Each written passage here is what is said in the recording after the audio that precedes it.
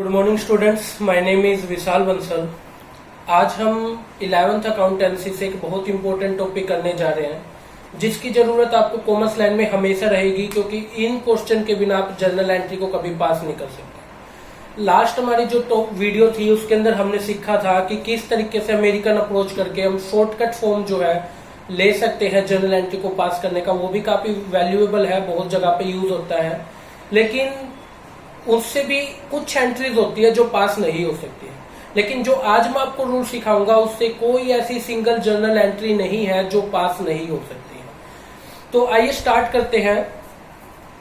Topic हमारे पास double entry system का है। हमारे पास डबल एंट्री सिस्टम के लिए सबसे पहले टाइप्स ऑफ अकाउंट, कितनी तरह के अकाउंट होते हैं। तो हमारे पास दो तरीके के अकाउंट होते हैं, personal account, impersonal account. Personal account आगे तीन अकाउंट में डिवाइडेड है, नेचुरल, आर्टिफिशियल, रिप्रेजेंटेटिव। और जो हमारा इम्पर्सनल अकाउंट है वो अकाउंट आगे दो अकाउंट में डिवाइडेड है, रियल और नॉमिनल के अंदर। तो आइए सीखते हैं। सबसे पहले पर्सनल अकाउंट क्या होता है। पर्सनल अकाउंट वो अकाउंट होता है जो किसी ह्यूमन बीइंग से जुड़ा हुआ हो, किसी ऑर्गेनाइजेशन से जुड़ा हुआ हो, या कुछ ऐसे वर्ड्स से जुड़ा गया हो जो किसी भी चीज को रिप्रेजेंट करते हो।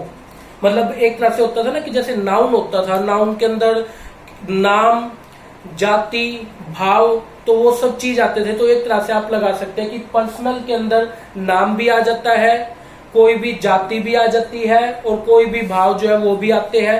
तो ये उसके कुछ पार्ट है। जैसे सबसे पहले नेचुरल की बात करें तो पर्सनल अकाउंट के अंदर नेचुरल में क्या आता है। नेचुरल मतलब कि जो भगवान ने बनाया है, जिंदा व्यक्ति, जिसके कोई ना कोई तो नाम होते होंगे ना। जैसे कि हमारे पास राम, जैसे हमारे पास मोहन, जैसे हमारे पास सोहन, जैसे हमारे पास गीता।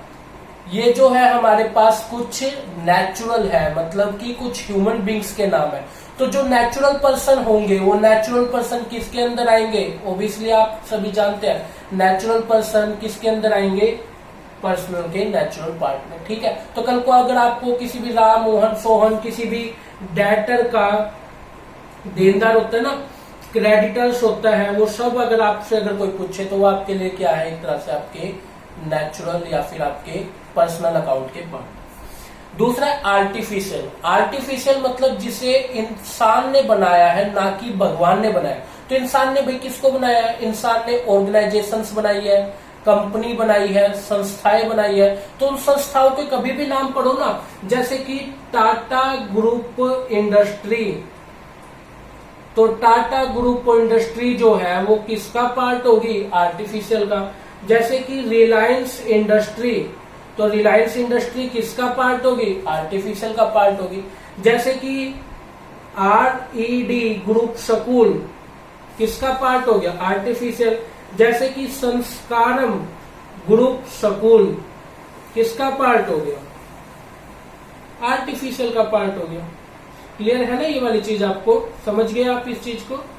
चलिए बात आती है रिप्रेजेंटेटिव की। रिप्रेजेंटेटिव वो अकाउंट होता है जो किसी चीज को रिप्रेजेंट कर रहा हो, मतलब कोई इसके वजह से दूसरी चीजें रिप्रेजेंट होती है। ठीक है। जैसे देखो मैंने गलती से डेटा क्रेडिटर्स इसके अंदर डाल दिया। डेटा क्रेडिटर्स आपके रिप्रेजेंटेटिव में आ जाएंगे, है उसके पार्ट किसके, पर्सनल के। तो रिप्रेजेंटेटिव को सीखते कि मतलब ये किसी एक चीज को रिप्रेजेंट कर रहे हैं। जैसे देखो मैं आपको एग्जांपल के तौर पे कहूं कि कभी आपने सैलरी पेड ना करी हो, तो वो आपके लिए क्या है, आउटस्टैंडिंग सैलरी है। मानते इस चीज को, वो आपके लिए क्या है, आउटस्टैंडिंग सैलरी है। तो आउटस्टैंडिंग सैलरी किसका पार्ट बन गई, रिप्रेजेंटेटिव। मतलब ये एक रिप्रेजेंट कर रही है कि सैलरी नहीं दी गई है। यहाँ पे एक व्यक्ति को रिप्रेजेंट नहीं कर रहे, सभी का, कि जितनों की भी सैलरी नहीं दी गई, ये आउटस्टैंडिंग सैलरी है। ठीक है। प्रीपेड एक्सपेंस, कोई खर्चा आपने एडवांस में पेड कर दिया, एक एसेट है, तो वो आपके लिए क्या है, प्रीपेड वर्ड लगा दिया हमने एडवांस में, पूरी एक चीज को रिप्रेजेंट कर रहा है। तो वो हमारे लिए क्या है, रिप्रेजेंटेटिव अकाउंट है। मतलब जो किसी चीज को रिप्रेजेंट करे। जैसे कि मैंने अभी थोड़ी देर पहले डेटर्स क्रेडिटर्स में डाल दिए थे ना, डेटर्स हो गए, क्रेडिटर्स हो गए, ये आपके क्या करें, रिप्रेजेंट कर रहे हैं। जैसे कि बैंक, बैंक अकाउंट रिप्रेजेंट कर रहा है आपके नाम के अकाउंट को, मतलब कि ये आपका अकाउंट है, ये आपका बैंक अकाउंट है, तो ये आपके लिए क्या है, रिप्रेजेंटेटिव अकाउंट है। जैसे कि कैपिटल होती है, कैपिटल एंटरप्रेन्योर की होती है ना पूंजी, तो कैपिटल रिप्रेजेंट कर रही है कि ये उस व्यक्ति की पूंजी है, इसका रुपया बिजनेस में लगा हुआ, इट इज रिप्रेजेंटेटिव अकाउंट। कर लेंगे यार, एक बार आपको देखना पड़ेगा थोड़ा और आप जो है इसको बड़े अच्छे से समझ जाएंगे। ठीक है, क्लियर है स्टूडेंट? आइए अब सीखते हैं पर्सनल अकाउंट के रूल के बारे में। पर्सनल अकाउंट का रूल क्या बोलता है, debit the receiver credit the giver, debit the receiver credit the giver, मतलब जो व्यक्ति रिसीव कर रहा है उसको तो डेबिट कर दो, और जो व्यक्ति दे रहा है उसको क्रेडिट कर दो। जैसे कि मैं एक एंट्री लिखता हूं आपके सामने, receive cash from Mohan 5000, Mohan से 5000 रुपए का कैश रिसीव हुआ। यहाँ पे देने वाला कौन है, मोहन है ना, तो हमने क्या बोला, debit the receiver credit the giver, जो गिवर है उसको क्रेडिट कर दो, तो देने वाला कौन है, मोहन है, तो मोहन का अकाउंट क्रेडिट करना है, मोहन का अकाउंट क्रेडिट करना है। तो मोहन दे क्या रहा है, मोहन कैश दे रहा है, तो जर्नल एंट्री आप क्या पास करेंगे, आप जर्नल एंट्री पास करेंगे cash account debit to Mohan. ठीक है, कितना रुपया मोहन से रिसीव हो रहा है, 5000 रुपये, ये आप लिख देंगे कैश रिसीव फ्रॉम मोहन, ये इसकी नरेशन हमने पास कर दी। क्लियर है स्टूडेंट, समझे इस चीज को? दूसरी एंट्री की तरफ देखिए, दूसरे में हम ये लिखते हैं, जैसे मान लीजिए कि पेड कैश टू, नाम चेंज कर देता हूं ताकि आप कंफ्यूज ना हो, रोहन 10,000 रुपया, रोहन को 10,000 रुपये पेड कर दिए। तो यहाँ पे आप ये बताइए रिसीवर कौन है, रिसीवर तो रोहन हो गया ना, रोहन को आपने 10,000 रुपये दिए, रोहन इज द रिसीवर। तो जनरल एंट्री क्या करेंगे, देखिए डेबिट द रिसीवर, तो रोहन डेबिट होना पड़ेगा ना, क्योंकि रोहन क्या है, रोहन रिसीवर है, तो Rohan account debit to cash, दे क्या दे रहा है, कैश ही तो दे रहा है ना, तो 10,000 रुपये। क्लियर है, समझ गए इस चीज को? जनरल एंट्री पास कर लेंगे, एक नरेशन हम पास कर देंगे। किसी को कोई डाउट इस चीज में बताइए, कोई टॉपिक आपको ना समझ में आया हो, क्लियर हो गया ये वाली चीज? ठीक है, ना समझ आई हो एक बार वीडियो को जरूर पॉज करके आप देख लें। ठीक है ना, समझ गए इस चीज को? चलिए आगे चलते हैं। अब देखिए, थोड़ा सा मैं इरेज कर रहा हूं ताकि मुझे अगले भी चीजें जो है राइट डाउन करनी पड़ जाए साथ के साथ में। अब हमारे पास में इम्पर्सनल आता है, इम्पर्सनल में रियल और नॉमिनल आता है हमारे पास में। ठीक है, सबसे पहले इम्पर्सनल के रियल पार्ट को पढ़ते हैं। एक चीज याद रखिए, रियल के अंदर मेनली आपके पास क्या आएंगी, मेनली आपके पास एसेट्स आएंगी। रियल में आपके पास क्या आएंगी, एसेट आएंगी। और आपकी जो एसेट होती है वो दो तरीके की होती है, एक तो आपकी टेंजिबल एसेट होती है, एक आपकी इंटेंजिबल एसेट होती है। ठीक है, और जो आपके पास में टेंजिबल एसेट होती है, टेंजिबल एसेट वो एसेट होती है जिसे देख सकते हो, छू सकते हो। तो आपके पास में टेंजिबल एसेट कौन सी हो गई, जैसे कि फर्नीचर आपकी टेंजिबल एसेट है, जैसे कि प्लांट आपकी टेंजिबल एसेट है, जैसे कि स्टॉक आपकी टेंजिबल एसेट है, इन्हें देख सकते हो, छू सकते हो। इंटेंजिबल एसेट जिन्हें देखा नहीं जा सकता, छुआ नहीं जा सकता, जैसे कि पेटेंट, जैसे कि ट्रेडमार्क, जैसे कि कॉपीराइट, जैसे कि गुडविल। ये कुछ ऐसी चीज होती है जिन्हें आप देख नहीं सकते, छू नहीं सकते, सिर्फ महसूस कर सकते हैं। जैसे गुडविल होगी, किसी व्यक्ति का नाम है, जैसे कि जज्जर में बीआर वाले का नाम है भगत राम पंसारी, ये बड़ी परचून की दुकान है जो जनरल गुड्स बेचती है, तो उसका नाम जो है वो क्या है, मेरे लिए एक गुडविल है। और वो गुडविल को मैं जो नाम है, उस नाम को सिर्फ मैं महसूस कर सकता हूँ, फील कर सकता हूँ, बट देख नहीं सकता, तो वो एक इंटेंजिबल एसेट है। क्लियर है? अब इसका रूल सुनिए, रियल अकाउंट का रूल है debit what comes in, credit what goes out. Real account ये बोलता है कि डेबिट उसे कर दो जो आ रहा है और क्रेडिट उसे कर दो जो जा रहा है। जैसे कि अगर मैं आपके सामने एक, मान लीजिए अभी मैं एक क्वेश्चन लिखता हूं। क्वेश्चन में मैंने लिखा receive cash by sale of machine 50,000। 50,000 रुपया कैश मिला है एक मशीन को बेचने की वजह से। मशीन आपकी एसेट है, वो बेची है, तो गई क्या, आपके पास से क्या चला गया, मशीन चलेगी ना। तो क्वेश्चन में क्या है, क्रेडिट उसे कर दो जो जा रहा है और डेबिट उसे करो जो आ रहा है। आ क्या रहा है, कैश। कैश भी आपके एसेट है, तो आप जर्नल एंट्री क्या पास करेंगे, जर्नल एंट्री पास करेंगे भी cash account debit to machine. भाई मशीन चलेगी और मशीन की बजाय कैश आ गया 50,000 रुपया और 50,000 रुपया। और नरेशन लिख देंगे आप, receive cash by sale machine. Clear है ये वाली चीज, आपको समझ गए, इस चीज को कर लेंगे, इजी है, कोई ज्यादा मुश्किल चीज नहीं है। ठीक है, रूल्स आपको याद हो जाएगा। चलिए नॉमिनल अकाउंट की तरफ चलते हैं। नॉमिनल अकाउंट क्या बोलता है, नॉमिनल अकाउंट का रूल ये है कि debit all expenses and losses, credit all income and gain. तो हमारे पास नॉमिनल का रूल ये है कि नॉमिनल क्या, तभी नॉमिनल में एक तो एक्सपेंसेस आएंगे और एक आएंगे हमारे पास में इनकम। तो हमारे पास एक्सपेंस क्या है, एक्सपेंस हमारे पास जैसे हमने डिस्काउंट दे दिया, डिस्काउंट पेड, तो इनकम क्या हुई, जैसे अगर आपको कहीं से डिस्काउंट रिसीव हो जाए तो वो आपके लिए क्या हो जाएगी, इनकम हो जाएगी, है ना। जैसे कि कमीशन पेड करना, वो आपके लिए क्या हो गया, एक्सपेंस।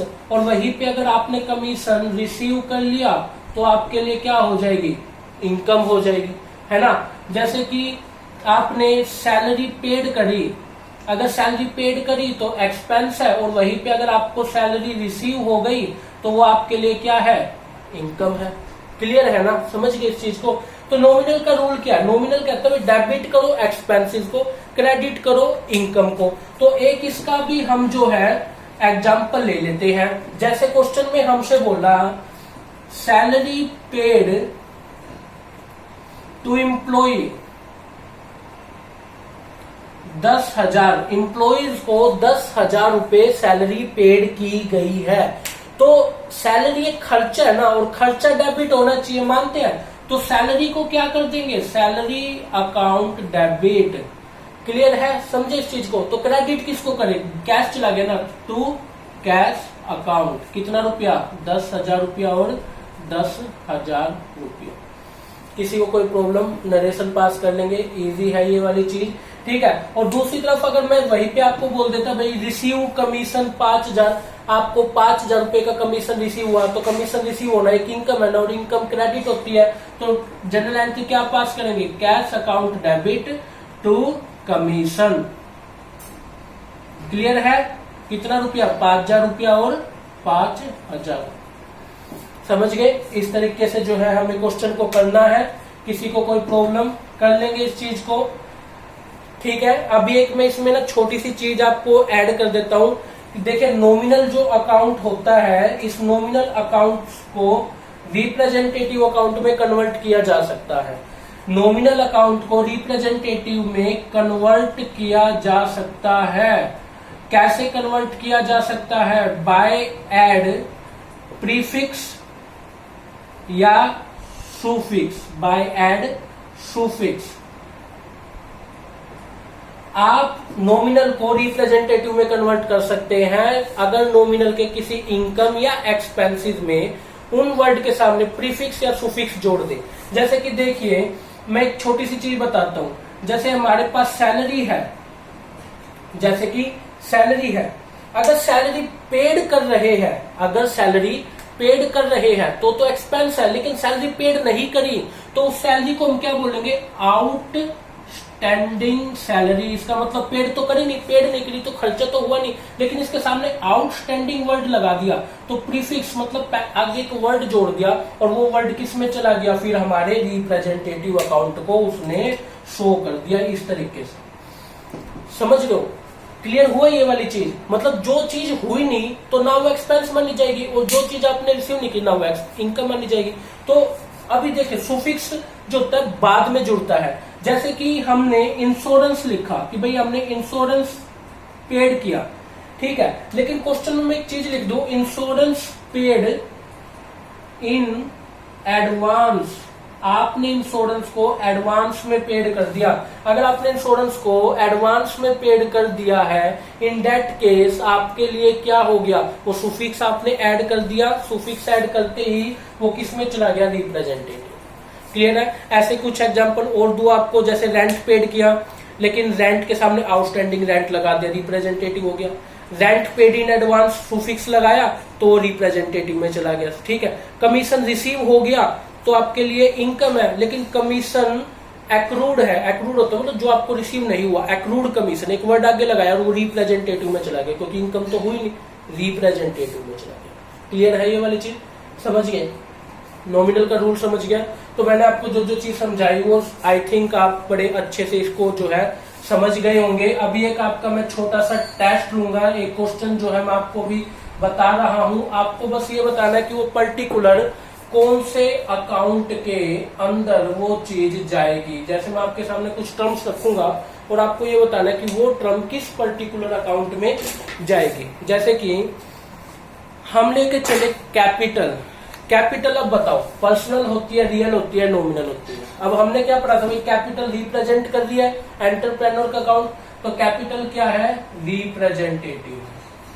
क्लियर है। फिर पूछ रहा ड्रॉइंग। ड्रॉइंग क्या है, ड्रॉइंग जो है हमारे पास वो भी कौन कर रहा है, एंटरप्रेन्योर। एंटरप्रेन्योर के लिए रिप्रेजेंट की गई है, तो ड्रॉइंग भी हमारे लिए क्या है, पर्सनल अकाउंट। कैश पेड मतलब कैश दिया गया। अब कैश क्या है, एक एसेट है ना, तो कैश किस में आ जाएगा, रियल अकाउंट। क्लियर है तुम्हारे पास में। कैश रिसीव होना, एसेट आ गई ना, तो एसेट भी किस में आ जाएगी, रियल में। क्लियर है।